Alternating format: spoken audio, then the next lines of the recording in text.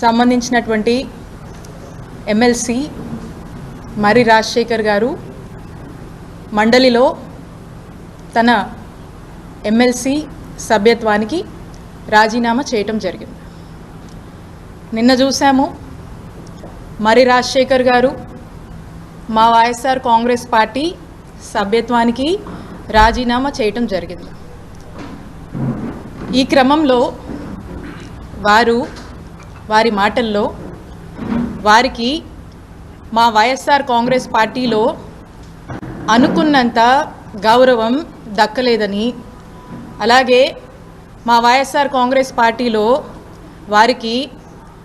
వారు ఊహించినటువంటి పదవులు దక్కలేదని మరి రాజశేఖర్ గారు మాట్లాడడం జరిగింది. దీని మీద మీ ద్వారా ఇక్కడున్నటువంటి ప్రజలకు ఒక స్పష్టత ఇద్దామని చెప్పి మరి ఈ రోజున మేము మాట్లాడడం జరుగుతూ ఉంది. ఒక్కసారి కొద్దిగా వెనక్కి వెళ్తే అప్పట్లో 2004లో ఇక్కడ మరి రాజశేఖర్ గారికి కాంగ్రెస్ పార్టీలో టికెట్ రాకపోతే వారు ఇక్కడ ఇండిపెండెంట్గా నిలబడి పోటీ చేయడం జరిగింది. అప్పట్లో కాంగ్రెస్ పార్టీ తరఫున ఆ దివంగత మహానేత డాక్టర్ వైఎస్ రాజశేఖర రెడ్డి గారు చిలకలూరుపేటకి ఎన్నికల క్యాంపెయిన్కి వచ్చి కాంగ్రెస్ పార్టీ ఉన్నటువంటి హస్తం గుర్తుకు కాకుండా ఇక్కడ ఇండిపెండెంట్గా పోటీ చేస్తున్నటువంటి మరి రాజశేఖర్ గారికే ఓటేయమని ఇక్కడున్నటువంటి ప్రజల్ని ఆ దివంగత మహానేత వైఎస్ రాజశేఖర రెడ్డి గారు కోరడం జరిగింది. అప్పుడు ఆ ఎన్నికల్లో ఇండిపెండెంట్గా నిలబడ్డటువంటి మరి రాజశేఖర్ గారు 2004లో ఎమ్మెల్యేగా గెలిచారు. ఒక్కసారి ఆలోచన చేయండి. పార్టీని, పార్టీ సింబల్ని కాదని ఆ దివంగత నేత వైఎస్ రాజశేఖర రెడ్డి గారు మరి రాజశేఖర్ గారికి ఏ విధమైనటువంటి గౌరవాన్ని ఇచ్చారు, ఏ విధంగా మద్దతుగా నిలిచారు, వారు ఎమ్మెల్యేగా అవడానికి కారకులయ్యారు అనేటి విషయాన్ని నేను గుర్తు చేస్తున్నాను. ఆ తర్వాత 2009లో మరి రాజశేఖర్ గారికి ఇక్కడ చిలకలూరుపేట నియోజకవర్గంలో కాంగ్రెస్ పార్టీ తరఫున పోటీ చేసేటువంటి అవకాశం వారికి దక్కింది. 2009లో అన్ఫార్చునేట్లీ కాంగ్రెస్ పార్టీకి అధికారంలోకి వచ్చింది. ఇక్కడ మరి రాజశేఖర్ గారు ఓడిపోవడం జరిగింది. అయినప్పటికీ వారి గౌరవానికి ఎక్కడ కూడా తగ్గింపు అనేది జరగలేదు. ఆ తర్వాత ఆ దివంగత మహానేత డాక్టర్ వైఎస్ రాజశేఖర రెడ్డి గారి మరణం తర్వాత మా నాయకుడు జగన్మోహన్ రెడ్డి గారు వైఎస్ఆర్ కాంగ్రెస్ పార్టీ పెట్టి మరి ఆ వైఎస్ఆర్ కాంగ్రెస్ పార్టీలోకి మరి రాజశేఖర్ గారు కూడా రావటము, తమతో జగన్మోహన్ రెడ్డి గారితో జర్నీ చేయటం జరిగింది. అప్పుడు కూడా మా నాయకుడు జగన్మోహన్ రెడ్డి గారు అప్పట్లోనే ఉమ్మడి గుంటూరు జిల్లాకు సంబంధించినటువంటి జిల్లా పార్టీ ప్రెసిడెంట్ బాధ్యతలు కూడా మరి రాజశేఖర్ గారికి ఇవ్వటం జరిగింది. ఎందుకంటే తమని నమ్ముకొని అడుగు వేశారు కాబట్టి వైఎస్ఆర్ కాంగ్రెస్ పార్టీ రాజశేఖర్ గారికి ఇచ్చినటువంటి గౌరవం అని గుర్తు చేస్తూ ఉన్నాను. అంటే ఒక్కసారి ఆలోచించండి. ఆ దివంగత మహానేత డాక్టర్ వైఎస్ రాజశేఖర రెడ్డి గారు కానీ, మా నాయకుడు జగన్మోహన్ రెడ్డి గారు కానీ అప్పటి నుంచి కూడా ఎటువంటి గౌరవం మరి రాజశేఖర్ గారికి ఇచ్చారు అనేటువంటి విషయం. ఆ తర్వాత 2014లో వైఎస్ఆర్ కాంగ్రెస్ పార్టీ తరఫున మన చిలకలూరుపేట నియోజకవర్గం నుంచి మరి రాజశేఖర్ గారు పోటీ చేసేటువంటి అవకాశం మా నాయకుడు జగన్మోహన్ రెడ్డి గారు ఇచ్చారు. అప్పుడు కూడా మరి రాజశేఖర్ గారు ఓడిపోయారు. ఆ తర్వాత ఓడిపోయినా కూడా ఏదైతే ఉమ్మడి గుంటూరు జిల్లా పార్టీ ప్రెసిడెంట్ పదవి ఉందో ఆ పదవిని జగన్మోహన్ రెడ్డి గారు మర్రి రాజశేఖర్కి కొనసాగించారు. 2019కి వస్తే అప్పుడు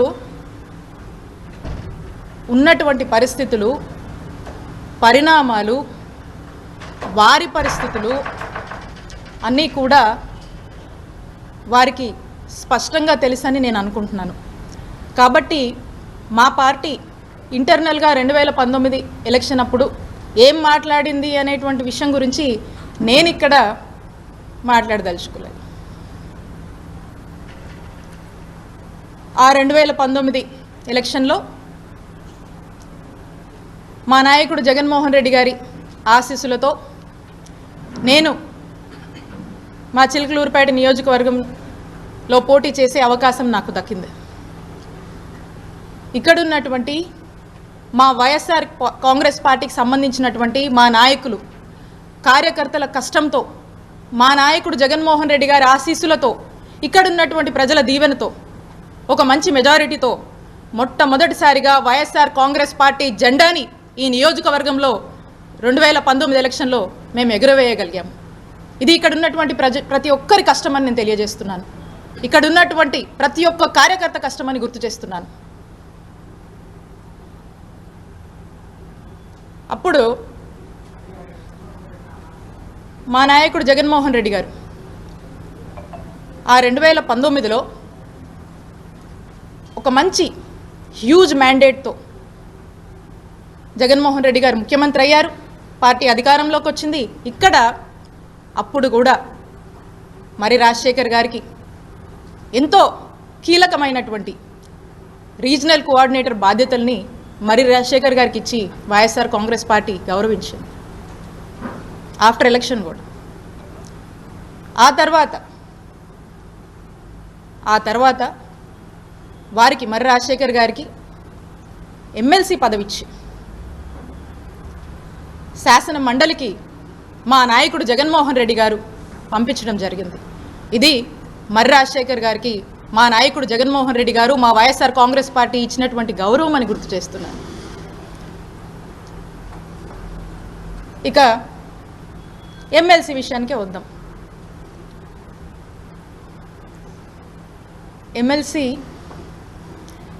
ఎమ్మెల్సీగా ఈ టైంలో ఎమ్మెల్సీగా ఉండి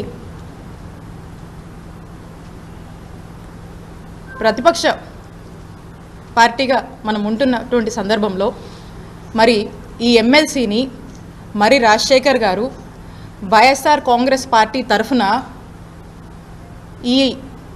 ఈ ప్రభుత్వం రెడ్ బుక్ పేరుతో చేస్తున్నటువంటి పాపాలని, మాయ మాటలు చెప్పి అబద్ధపు హామీలతో మోసం చేసి అధికారంలోకి వచ్చి ప్రజల్ని మోసం చేస్తున్నటువంటి విధానాన్ని వైఎస్ఆర్ కాంగ్రెస్ పార్టీ ఎమ్మెల్సీగా మర్రి రాజశేఖర్ గారు మరి శాసన మండలిలో గొంతెత్తి ఈ ప్రభుత్వాన్ని ప్రశ్నించుంటే మర్రి రాజశేఖర్ గారి గౌరవం ఎంత పెరుగుండేది అనేది ఒక్కసారి వారినే నేను ఆలోచించనేమని అడుగుతున్నాను.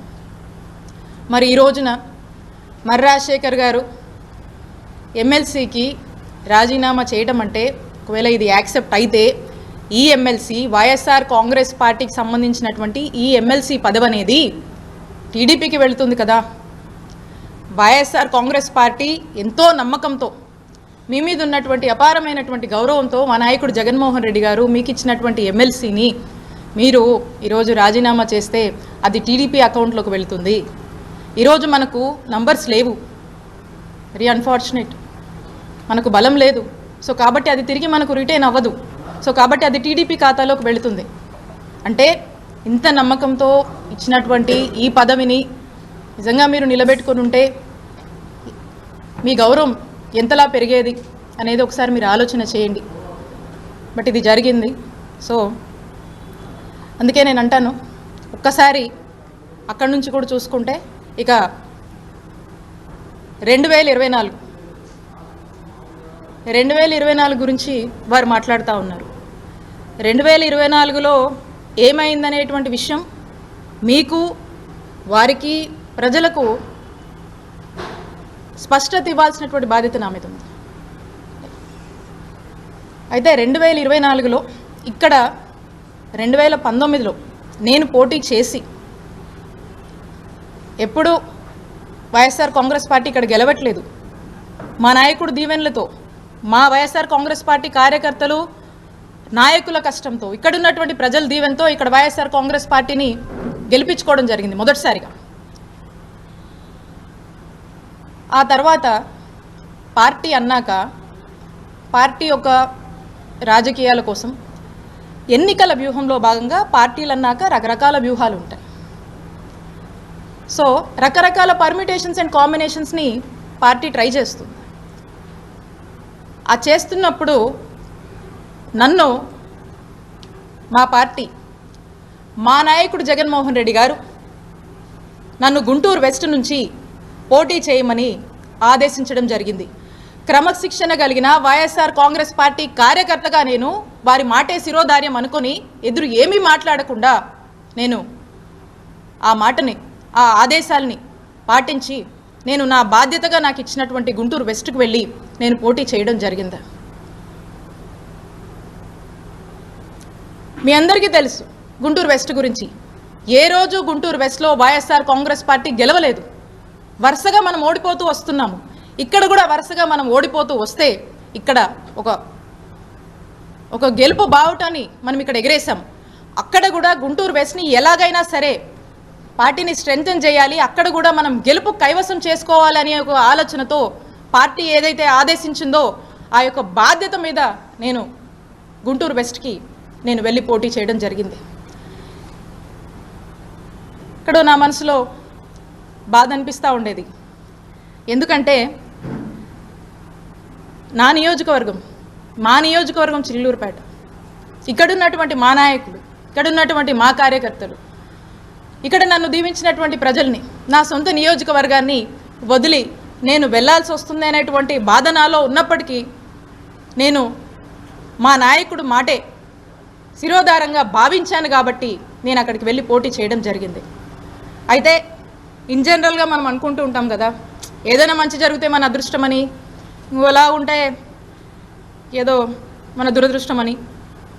అయితే ఇక్కడ మీ అందరినీ కూడా వదిలి వెళ్ళాల్సి వచ్చినప్పుడు, మీ అందరి గురించి నేను ఆలోచించినప్పుడు, నా సొంత నియోజకవర్గం అని నా మనసుకు బాధ అనిపించినప్పుడు, ఇది నేను ఎవరిని అనట్లేదండి, నేను ఇది కేవలం నా దురదృష్టం అనుకున్నాను. నేను నా బ్యాడ్లకు అనుకున్నా, ఏదో మిస్ఫార్చ్యూన్ అనుకున్నా.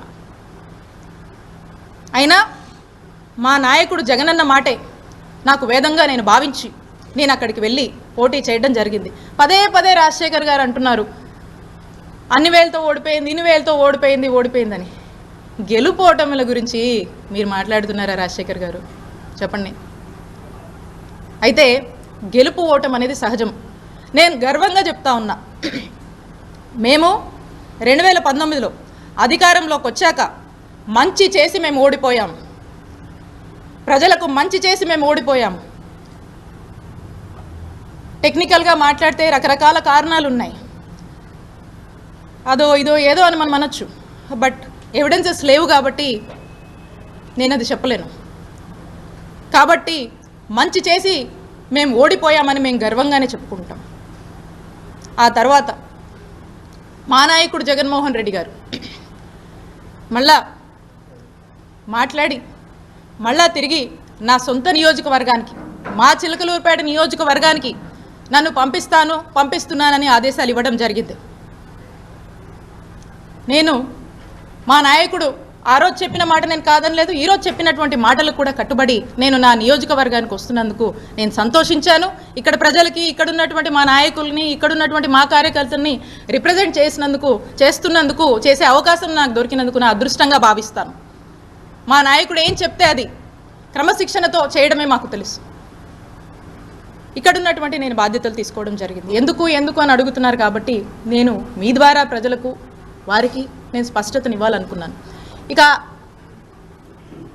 ఇక్కడ నుంచి మనం చూస్తే క్రమక్రమంగా ఈ ఓవరాల్గా కూడా క్రమక్రమంగా ఎప్పుడు తీసుకున్నా ఎప్పుడు చూసినా మొదటి నుంచి కూడా ఆ దివంగత మహానేత డాక్టర్ వైఎస్ రాజశేఖర రెడ్డి గారి దగ్గర నుంచి ఆయన తనయుడు మా నాయకుడు జగన్మోహన్ రెడ్డి గారు క్రమక్రమంగా కూడా మరి రాజశేఖర్ గారికి గౌరవం ఇస్తూనే వచ్చారు, ఉన్నత పదవులు ఇస్తూనే వచ్చారు. ఎక్కడా కూడా మా నాయకుడు జగన్మోహన్ రెడ్డి గారు మరి రాజశేఖర్ గారిని మోసం చేయలేదు. మా వైఎస్ఆర్ కాంగ్రెస్ పార్టీ మరి రాజశేఖర్ గారిని మోసం చేయలేదు. ఒక్కసారి మరి రాజశేఖర్ గారిని నేను అడుగుతా ఉన్నాను, ఆ కుటుంబము మోసం చేసింది అని మీరు మాట్లాడుతుంటే ఒకసారి నాకు మిమ్మల్ని అనాలనిపిస్తూ ఉంది. ఒకసారి ఆత్మవిమర్శ చేసుకోండి. ఆ కుటుంబం మీకోసం ఎంత నిలబడింది, మీ ఎలాంటి పరిస్థితుల్లోనే ఎలా నిలబడింది, పార్టీ కష్టాల్లో ఉన్నా ఎలాంటి పరిస్థితుల్లో ఉన్నా మీకు మాత్రం ఒక మెట్టు గౌరవం పెంచిందే తప్ప ఎప్పుడు కూడా మీ గౌరవానికి ఎప్పుడు కూడా తగ్గింపు అనేది లేదు.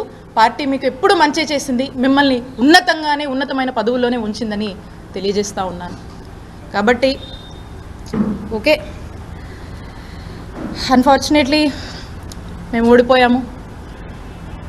ఈ పరిస్థితుల్లో మరెందుకో ఇక్కడ ఇచ్చినటువంటి గౌరవం కన్నా మించి, గౌరవం కన్నా బెటర్గా అక్కడ గౌరవం వారికి దక్కుతుందనేటువంటి ఒక హోప్తో, ఒక ఆలోచనతో ఏదైతే మరి రాజశేఖర్ గారు ఆ పార్టీకి వెళ్ళాలని ఆలోచన చేస్తున్నారో, కాబట్టి వారికి నేను ఖచ్చితంగా మీ హోప్కి తగ్గట్టు ఇక్కడికన్నా మించినటువంటి గౌరవం మీకు అక్కడ కూడా దక్కాలని మనస్ఫూర్తిగా కోరుకుంటూ ఆల్ ది బెస్ట్ తెలియజేస్తున్నాను.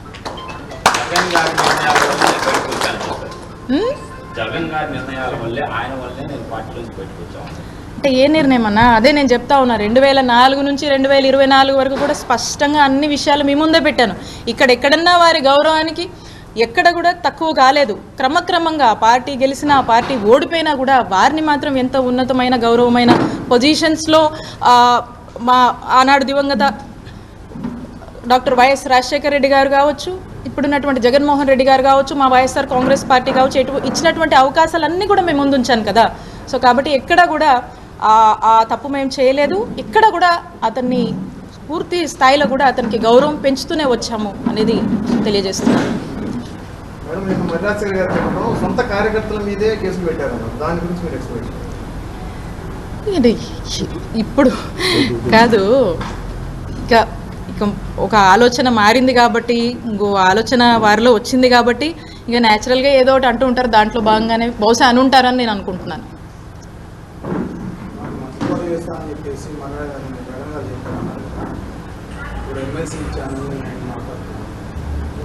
అదే ఏం జరిగింది ఏంటి అనేటువంటి స్పష్టత వారికి ఉంది. అదే ఇందాక నేనన్నా, ఇంటర్నల్గా జరిగినటువంటి విషయాలు నేను ఇక్కడ మాట్లాడలేను కాబట్టి వారికి ఆ స్పష్టత ఉందని నేను భావిస్తున్నాను.